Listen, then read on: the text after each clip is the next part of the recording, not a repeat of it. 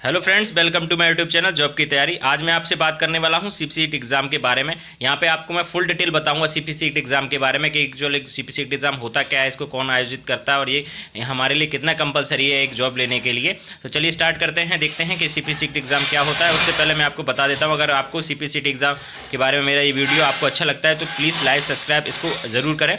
इसको कराने के लिए सबसे पहले देखते हैं इसको कराता कौन है। तो इसको कराने वाले के लिए जो कराता है वो है मध्य प्रदेश शासन द्वारा, मतलब मध्य प्रदेश सरकार द्वारा जो map IT Madhya Pradesh information technology विभाग, मतलब सूचना प्रौद्योगिकी विभाग है, उसको ये आयोजित करवाता है। और इसको एक्चुअल एग्जाम होता क्या है इसके बारे में मैं आपको बता देता हूं। जो सीपीसीटी का फुल फॉर्म होता है वो कंप्यूटर प्रोफिशिएंसी का सर्टिफिकेशन एक टेस्ट है, जो एक सर्टिफिकेट कोर्स है, सर्टिफिकेट टेस्ट है, मतलब क्वालिफिकेशन एक है। कोई किसी भी एग्जाम लेने से पहले जैसे कि आपको पता होगा कि जब कभी हम कोई एग्जाम देने जाते हैं तो उससे एक कोई क्वालिफिकेशन एक सर्टिफिकेट स्पेशल सर्टिफिकेट मांगता है। ये भी एक इसी प्रकार से आप समझ लीजिए कि कंप्यूटर दक्षता प्रमाणीकरण परीक्षा, मतलब कंप्यूटर प्रोफिशिएंसी मतलब होता है कंप्यूटर आपको आना चाहिए, मतलब कंप्यूटर के बारे में ज्ञान। और टाइपिंग टेस्ट होता है, उसमें आपको आना चाहिए, वो एक क्वालिफिकेशन टेस्ट है। ठीक है फ्रेंड्स, तो इसके बारे में मैं आपको और आगे बता देता हूं कि एक्चुअल में होता क्या है और कहां का यूज होता है। तो जैसे कि मध्य प्रदेश में जितने विभाग हैं उसमें ये बताया गया है, जैसे कि मध्य प्रदेश के जो एजेंसी डाटा एंट्री ऑपरेटर हैं, आईटी ऑपरेटर हैं, सहायक ग्रेड 3 जो असिस्टेंट ग्रेड 3 आपने सुना होगा, स्टेनोटाइपिस्ट हैं, जिस प्रकार के जो पद होते हैं उनके लिए ये क्वालिफिकेशन सर्टिफिकेट टेस्ट रखा गया है।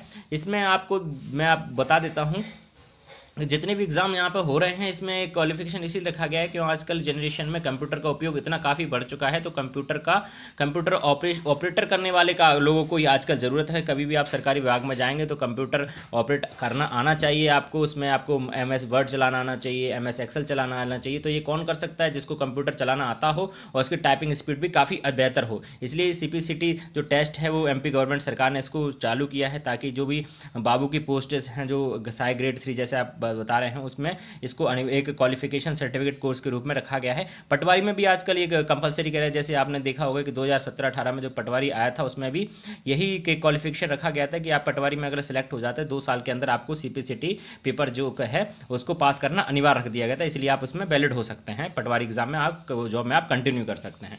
ठीक है फ्रेंड, चलिए मैं इसको आपको बता देता हूँ एक्चुअली सीपीसीटी एग्जाम होता क्या है और क्या किस लिए लिया गया था। देखिए इसमें बताया गया जैसे शासकीय पदों के उम्मीदवार जो स्टूडेंट्स हैं और कंप्यूटर दक्षता एवं टाइपिंग कौशल के आकलन हेतु मध्य प्रदेश सरकार ने कंप्यूटर दक्षता प्रमाणीकरण को प्रदेश में अनिवार्य किया है। मतलब कि शासकीय पद में जैसे मैंने आपको अभी बताया था, जितने भी गवर्नमेंट जॉब हैं उसमें जो उम्मीदवार हैं उनको कंप्यूटर टेस्ट और कंप्यूटर टाइपिंग आना चाहिए। उनकी कौशलता मतलब कि उनकी प्रोफिशिएंसी जो है उसको टेस्ट करने के लिए इसको एक क्वालिफिकेशन सर्टिफिकेट रखा गया है।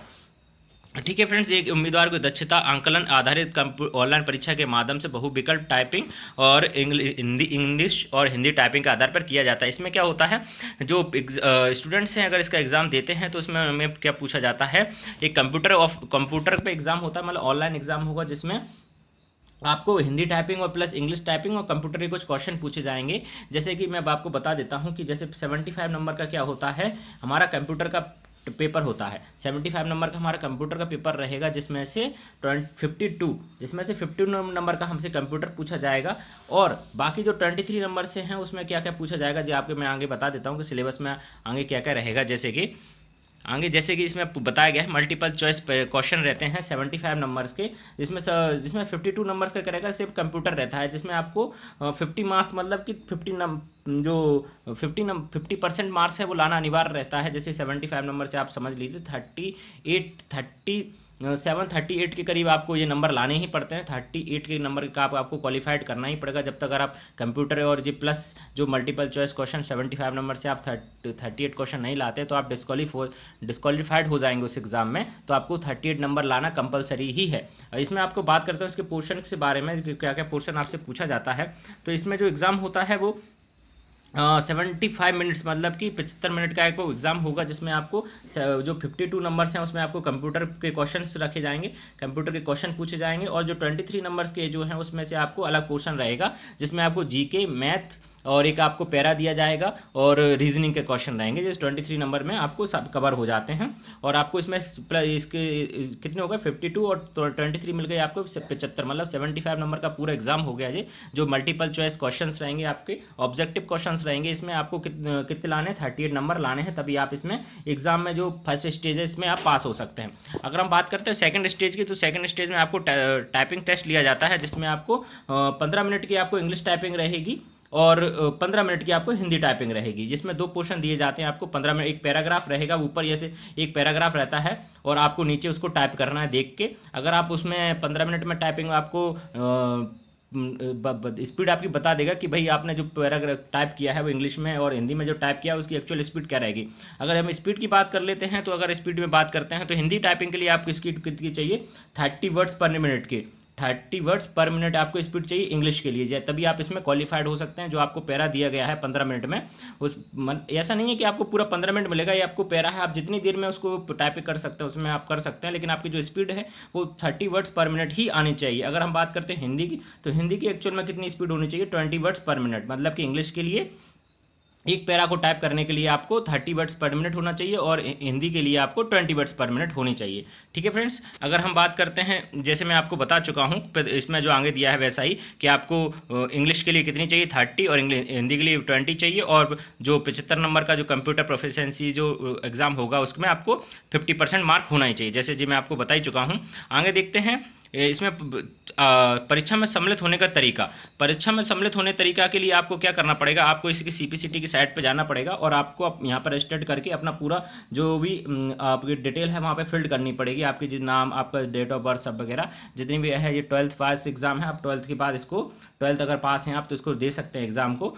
ठीक है, और आप इसमें जो फीस लगती है, जो फीस है उसकी कितनी है 660 रुपीज़ आपको यहाँ पे पेड करके आप लिख सकते हैं। ये आपकी सीपीसीटी की पीरियड प्लस आपको 40 रुपीज़ या 70 रुपीज़ आपको पोर्टल चार्ज करना पड़ेगा, जिसमें आप 3 शहर की आपको प्रेफरेंस दिया जाएगा, मतलब आप कहाँ एग्जाम देना चाहते हैं, जैसे ग्वालियर, भोपाल, जबलपुर आपने डाल दिया, तो अगर आप जबलपुर के हैं या भोपाल के, जैसे आप प्रेफरेंस अनुसार इसमें 3 शहर में आपको कहीं पर भी एग्जाम देने को मिल जाएगा, जो को भी ऑनलाइन सेंटर पर आपका एग्जाम हो सकता है। अगर हम बात करते हैं इसके पाठ्यक्रम की, मतलब कि सिलेबस के बारे में बात करते हैं, तो क्या क्या रहेगा, हमारा कंप्यूटर संचालन का बुनियादी विज्ञान, मतलब कि बेसिक कंप्यूटर इसमें पूछा जाता है, और इसमें पूछा जाता है कंप्यूटर हार्डवेयर और सॉफ्टवेयर के साथ क्वेश्चन पूछे जाते हैं इसमें, और पूछा जाएगा जितने भी आईटी से स्पेशलिस्ट है, मतलब माइक्रोसॉफ्ट वर्ड के बारे में, एक्सेल के बारे में, मेमोरी के इस बारे में, और भी एप्लीकेशन सॉफ्टवेयर होते हैं इसके बारे में, सारी चीज़ें इसमें आपको 52 नंबर का जो भी क्वेश्चन कंप्यूटर से पूछे जाएंगे उसमें आपको बताना पड़ेगा। और जो और होते हैं, जैसे कि मैंने आपको बताया था 23 नंबर, जो 23 नंबर का एक्स्ट्रा जो बचता है 52 के बाद, उसमें आपको मैथ के क्वेश्चन पूछे जाएंगे, रीजनिंग पूछा जाएगा, सामान्य ज्ञान पूछा जाएगा आपको, जो कितने नंबर में रहेगा वो 23 नंबर में रहेगा। और जो नेक्स्ट पोर्शन होता है वो कौन सा होता है, हिंदी और इंग्लिश में भाषा में आपको टाइपिंग करनी पड़ेगी। ठीक है फ्रेंड्स, अगर हम बात करते हैं इसमें जो नेक्स्ट दिया गया है उसमें ये बताया गया है, ये तो कुछ नहीं है, जैसे कि जो संचालन नोडल एजेंसी वगैरह है जिसको एग्जाम करवाती हैं सीपी सर्टिफिकेट के बारे में। ठीक है फ्रेंड्स, अगर हम बात करते हैं इसकी एलिजिबिलिटी के बारे में कि कौन कौन इसको भर सकता है, तो जो भी इसको भरने के लिए आपको पास सिर्फ 18 प्लस होना चाहिए, मतलब कि आयु जो आपकी एज है वो 18 के प्लस होनी चाहिए। जैसे मैंने आपको बता दिया कि इसमें और जो होता है 12th पास के आप इसको दे सकते हैं, और इसमें आपको अगर वैलिडेशन इसमें जैसे कि 2 वर्ष लिखा है, परंतु आजकल इसके पास अगर आप जाते हैं तो इसको 7 ईयर्स कर दिया है। जो स्टार्ट में इसको किया गया था वो सिर्फ 2 ईयर्स का किया गया था, लेकिन अगर आप आज के समय में देखते हैं तो अगर आप सीपीसीटी एग्जाम क्वालिफाइड कर लेते हैं आज, तो आपको इस जो स्कोर कार्ड जो जारी होगा सीपीसीटी के द्वारा उसमें आपको 7 ईयर वैलिडिटी के साथ ये होगा, मतलब कि आप 7 ईयर वैलिडिटी के साथ ये जो सर्टिफिकेट है वो कहीं भी कोई सी भी एग्जाम में, जैसे स्टेनोटाइपिस्ट और ग्रेड 3 एग्जाम में आप फॉर्म डाल सकते हैं, उसके लिए एलिजिबल हो जाएंगे। ठीक है फ्रेंड्स, चलिए नेक्स्ट देखते हैं इसमें क्या दिया। जैसे कि आप नेक्स्ट देख पा रहे हैं कि हमें ये पोर्शन के हिसाब से बताया गया है कि कौन कैसे कैसे आप सर्टिफिकेट आपको जारी किया जाएगा। तो जो सर्टिफिकेट पहला रहेगा वो हमारे में मैं आपको बता देता हूं, जो कंप्यूटर दक्षता जो 75 नंबर का क्वेश्चन जो पोर्शन है, जैसे मैंने आपको पहले बताया था, वो कंपलसरी है, उसमें आपको 38 नंबर मतलब 50% मार्क्स लाना ही है। अगर आप उससे कम लाते हैं तो आप जो आपका सर्टिफिकेट है वह आप एक्चुअल फेल ही हो जाते हैं, फिर आप उसमें आगे नहीं बढ़ सकते, आप टाइपिंग का कोई मतलब नहीं रहता। भले आप टाइपिंग में उसमें 50 वर्ड्स पर मिनट की भी ला देंगे तब भी कोई मतलब नहीं है, लेकिन जो आपका 75 नंबर्स का एग्जाम होगा उसमें से आपको 38% मार्क्स लाना ही होगा। जैसे अगर स्कोर कार्ड आपको जारी होता है जो जॉब प्रेफरेंस के अनुसार आपको ये जारी होगा, जैसे इसमें दिया गया है कि आपको कंप्यूटर दक्षता मतलब कि कंप्यूटर जो टेस्ट होगा उसमें आपको पास होना ही होना है। अगर आप मान लीजिए इंग्लिश टाइपिंग में फेल हो जाते हैं, हिंदी टाइपिंग में फेल हो जाते हैं, लेकिन आपका तो भी जो स्कोर कार्ड है वो वैलिड रहेगा। सिर्फ किसके लिए? कंप्यूटर दक्षता मतलब कंप्यूटर नॉलेज के लिए। आपको कहीं पर एग्जाम में मान लीजिए केवल कंप्यूटर नॉलेज पूछी गई है तो आपका ये वैलिड रहेगा, तब भी आपका जो स्कोर कार्ड है वो वैलिड रहेगा। सेकंड आपसे देखा गया है कि मान लीजिए आप इंग्लिश में फेल हो जाते हैं और हिंदी में पास हो जाते हैं तो क्या रहेगा? अगर आप इंग्लिश में फेल होते हैं, हिंदी में फेल होते हैं, तो कहीं मान लीजिए आपकी ऐसी कोई मध्य प्रदेश सरकार ऐसी कोई जॉब निकालती है जिसमें केवल हिंदी टाइपिंग की जरूरत है, इंग्लिश टाइपिंग की इतनी आवश्यकता नहीं है, तो आप वहां पे एलिजिबल रहेंगे। सीपीसीटी स्कोर कार्ड आपके लिए वहां पर भी वैलिड रहेगा। ठीक है फ्रेंड्स, अगर आप देखते हैं कि मान लीजिए आप इंग्लिश में पास हो जाते हैं और हिंदी में फेल हो जाते हैं तो सेम क्राइटेरिया रहेगा कि अगर वो डिपेंड किस पे करता है? जॉब प्रेफरेंस पे, कि आपसे क्या पूछा, क्या मांगा गया है। जैसे कि अगर उन्होंने मांगा है कि उनको सिर्फ इंग्लिश टाइपिंग चाहिए, हिंदी टाइपिंग नहीं चाहिए, तब भी आप वहाँ पे वैलिड रहेंगे, वो आपका स्कोर कार्ड वैलिड रहेगा। अगर आप फोर्थ में देखेंगे कि इसमें क्या पूछा है, बताया गया है हमको कि जैसे कि कंप्यूटर में आप तो पास होना जैसे अनिवार्य है, इंग्लिश में भी पास हो जाते हैं और हिंदी में भी पास हो जाते हो, तो ये बहुत ही अच्छा है। ये सबसे बेस्ट रहेगा कि जहाँ जब भी आपसे कोई भी एग्जाम आप फॉर्म भरते हैं, आपसे मांगा जाता है कि बताइए कि इंग्लिश टाइपिंग आपके पास है तो या हिंदी टाइपिंग है, तो आपके पास अगर दोनों रहेगी तो आप कोई से भी एग्जाम में एमपी सरकार के में आप एलिजिबल रहेंगे। ठीक है फ्रेंड्स, चलिए हम और इसके बारे में आपको जानकारी दे देता हूँ। ये देखिए, जिसका सीपीसीटी का ये होम पेज है, जैसे कि आपने अभी देखा होगा रिसेंटली इसका एग्जाम अभी हुआ ही है। इसका जो रिसेंटली एग्जाम हुआ है वो 7 और 8 अगस्त को हुआ है। 7 और 8 अगस्त को इसका एग्जाम हुआ है। अगर हम बात करते हैं अगला एग्जाम कब है, तो अगला एग्जाम जो होने वाला है वो कब होने वाला है? 16, 17 और 22 अक्टूबर, मतलब 3 डेट है यहाँ पे एग्जाम आपको होने वाला है। आप इसमें क्लिक, जैसे क्लिक का ऑप्शन है यहाँ पे, आप क्लिक करके यहाँ पे अपना रजिस्ट्रेट कर सकते हैं, रजिस्ट्रेशन कर सकते हैं। और इसमें जो जो एग्जाम है वो जो रजिस्ट्रेशन करने की डेट है, मतलब आवेदन प्रारंभ करने की तिथि है वो 8 सितंबर, मतलब कि स्टार्ट हो चुकी है। और जो लास्ट डेट है वो कौन सी है? 28 सितंबर, मतलब 28 सितंबर जो आपकी है वो लास्ट डेट है। इसमें आप जाकर जल्द से जल्द आप चाहे रजिस्ट्रेशन कर सकते हैं। आपको अगर एग्जाम देना है, आपको लगता है कि मैं कंप्यूटर पर पढ़ लिया हूँ काफ़ी और एग्जाम जो सीपीसीटी का होने वाला है उसमें क्वालिफाइड कर सकता हूँ, मेरी टाइपिंग जो 20 और 30 की क्राइटेरिया है उसको मैं क्रॉस कर सकता हूँ, तो आप एग्जाम यहाँ पे जाकर सीपीसीटी की साइट पे इसको डाल सकते हैं। क्योंकि जैसे मैंने आपको बताया आजकल के जितने भी एग्जाम हैं उसमें कंपलसरी कर दिया है और ये आपके लिए काफ़ी ज़रूरी है। इसमें जो आप होम पेज में जैसे आप देख पा रहे होंगे कि जैसे data entry operator, IT operator, Sai grade 3 के इसके लिए काफ़ी ज़रूरी हो गया है जी। अगर आप जाएँ तो यहाँ पर मैं और आपके बता देता हूँ क्या क्या क्या कर सकते हैं यहाँ पर जाके। जो इसका टेंटेटिव कैलेंडर है, मतलब अनुमानित परीक्षा कैलेंडर है, वो यहाँ पे आप डाउनलोड कर लीजिए कि आपको पता रहेगा कि अगला एग्जाम कब होने वाला है। जिसमें आप क्लिक करेंगे वैसे ही आपको सारा बता देगा।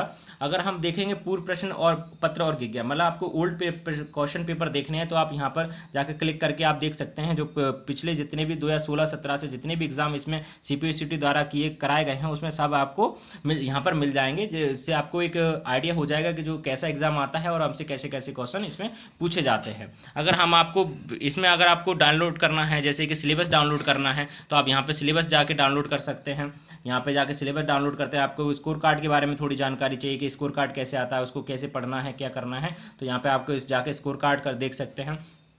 स्कोर कार्ड डाउनलोड कैसे कर सकते हैं? जैसे आपने एग्जाम दे दिया है उसके बाद आपको नहीं पता कि स्कोर कार्ड जो आपका आया है, जो सर्टिफिकेट आपको आया है वो कैसा रहेगा। मैं आपको एक स्कोर कार्ड बता दूंगा कि स्कोर कार्ड कैसा होता है। और अगर आपको देखना है कि प्रवेश पत्र मतलब एडमिट कार्ड डाउनलोड कैसे किया जाता है, उसमें भी आपको ये सारी जानकारी सीपीसीटी की होम पेज पर मिल जाएगी। इसमें इंग्लिश और हिंदी दोनों में रहेगी। आप जैसा आपको प्रेफरेंस अच्छा लगे वैसे आप इसमें जाकर डाउनलोड कर सकते हैं। अगर एक चीज़ और मैं बताता हूँ, जैसे कि आप टाइपिंग टेस्ट देने जाते हैं तो इसमें आपको 2 तरह के कीबोर्ड पूछे जाते हैं, मतलब आपको ऑप्शनल रहेगा ये आप कौन सा सिलेक्ट करते हैं। जैसे कीबोर्ड लेआउट रहता है रेमिंटन गेल, एक रेमिंटल गेल रहेगा और इन स्क्रिप्ट रहेगा, मतलब कि 2 तरह के कीबोर्ड रहते हैं। ज़्यादा अंतर इंग्लिश में तो नहीं रहता, सिर्फ हिंदी में अंतर रहेगा कि रेमिंटन गेल में और जो लेआउट होता है स्क्रिप्ट का रहता है उसमें रहेगा। तो मैं आपको अगर एक रेफरेंस दूँ जो सबसे ज़्यादा ज़रूरत आपको पड़ती है या सरल है जो आप कर सकते हैं, वो आप रेमिंटल गेल को ही ज़्यादा प्रेफर करें, क्योंकि ये आपको थोड़ा सिंपल पड़ेगा और इसमें टाइपिंग करना थोड़ा भी आपके लिए थोड़ा आसान रहेगा। ठीक है फ्रेंड्स, अगर मैं आपको नेक्स्ट और जानकारी दे देता हूँ इसके बारे में, जैसे कि इसके एग्जाम के बारे में। देखिए इसका एग्ज़ाम कब होने वाला है, जैसे 16, 17 और 22 को, जैसे मैंने बता दिया है कि 16, 17, 22 को एग्ज़ाम होने वाला है। अगर मैं चलिए मैं इसको आपको एक स्कोर कार्ड बता देता हूँ कि स्कोर कार्ड एक्चुअली होता होता कैसा है और कैसे आप देखिए फ्रेंड, जैसे आपके आप यहाँ पे देख पा रहे होंगे, जैसे हमारा स्कोर कार्ड इसमें हमको जारी होता है कंप्यूटर प्रोफिशिएंसी सर्टिफिकेट टेस्ट का, मतलब सीपीसीटी का, जो इसमें हमें क्या दिया जाएगा। देखिए यहाँ पे हमारा जो कैंडिडेट नेम है, एक सैम्पल है, ये कैंडिडेट नेम यहाँ पे हमको दिया जाएगा, और सेकंड पे हमें दिया जाएगा ये फादर नेम है, सीपीसीटी एप्लीकेशन नंबर है, डेट दिया जाएगा, हमारा जेंडर है, और एड्रेस एज पर एप्लीकेशन, मतलब जो एड्रेस हमने यहाँ पे भरा था फॉर्म करते समय वो हमारा यहाँ पे एड्रेस रहेगा, हमारा एक फ़ोटो लगा रहेगा यहाँ पे। और हमें बताया जाए कि देखिए इसमें मैंने आपको जैसे कि बताया था कि मार्क ऑप्टेन हमें कितने चाहिए, 50% इसमें चाहिए आउट ऑफ 75, मतलब तो हमारे कितने, इसने जो सैंपल है इसमें 75 में से इन्होंने कितने नंबर लिए, 50, मतलब 66.67% मार्क्स लिए, इसलिए क्वालिफाइड है। ठीक है फ्रेंड, अगर इंग्लिश की टाइपिंग के बारे में बात कर रहे थे, जैसे कि इन्होंने कितने नंबर आए हैं इसमें सैंपल में जो दिया है 52 नंबर, 52 नंबर मतलब 52 पर मिनट जो इन्होंने स्पीड टाइपिंग निकाली है इंग्लिश की, इसमें 30 नंबर की लाते हैं हम, 30 नंबर पे अगर इनके होते तब भी ये क्वालिफाइड हो गए होते। अगर हिंदी टाइपिंग के जैसे वहाँ पे बात कर रहे हैं तो देखिए जैसे मैंने आपको बताया था 20 तक, इसमें 20 से इनकी कम है, मतलब 18 की है, तो 50% इनकी मार्क्स नहीं है, इससे लेस देन है, तो इसलिए ये नॉट क्वालिफाइड यहाँ पर लिख के आ गया है। लेकिन अगर आप यहाँ पे 20 के ऊपर लाते, अगर आपकी 20 भी आती है तो आप यहाँ पे क्वालिफाइड हो जाते, जो आपका स्कोर कार्ड जारी होता उसमें आप यहाँ पे क्वालिफाइड लिख के आते। ठीक है फ्रेंड, जैसे कि आप स्कोर कार्ड देख पा रहे होंगे, जैसे मैं आपको सैंपल स्कोर कार्ड दिखा रहा हूँ, ये देखिए यहाँ पे सारी आपको स्पीड दी गई है। 30 से अगर आपके 40 आते हैं तो 50% स्पीड मानी जाएगी, 41 to 50 आते हैं तो 60% स्पीड मानी जाएगी। ये सारी स्पीड का आपको क्राइटेरिया दिखाया गया है। अगर हिंदी की देखते हैं, हिंदी में 20 से अगर 25 आती है तो आपको 50% स्पीड मानी जाएगी, और 26 से 60 आती है तो आप 26 से 30 आती है तो आपको 60% स्पीड यहाँ पर मानी जाएगी। ठीक है फ्रेंड, ये आपको मैं सैम्पल स्कोर कार्ड दिखा दे, जैसे स्कोर कार्ड आप जारी होगा, जैसे आप एग्जाम देंगे उसके बाद ये स्कोर कार्ड आपके नाम और आपके जो आपने स्कोर किया है उसके अनुसार ये आपको जारी हो जाएगा, और यही स्कोर कार्ड आपके एग्जाम जो भी आप एग्जाम देने वाले हैं उसमें लगेगा। जब आपका डॉक्यूमेंट वेरिफिकेशन होगा, जब आपको ये सर्टिफिकेट आपसे मांगा जाएगा और आप उसे इसका वेरीफाइड भी होगा। ठीक है फ्रेंड्स, चलिए अगर ये मैं आपको इस सीपीसीटी के बारे में आपको फुल डिटेल बता दी है। अगर आपको मेरा वीडियो अच्छा लगता है तो प्लीज़ लाइक सब्सक्राइब जरूर करें, और जब तक के लिए जय हिंद जय भारत।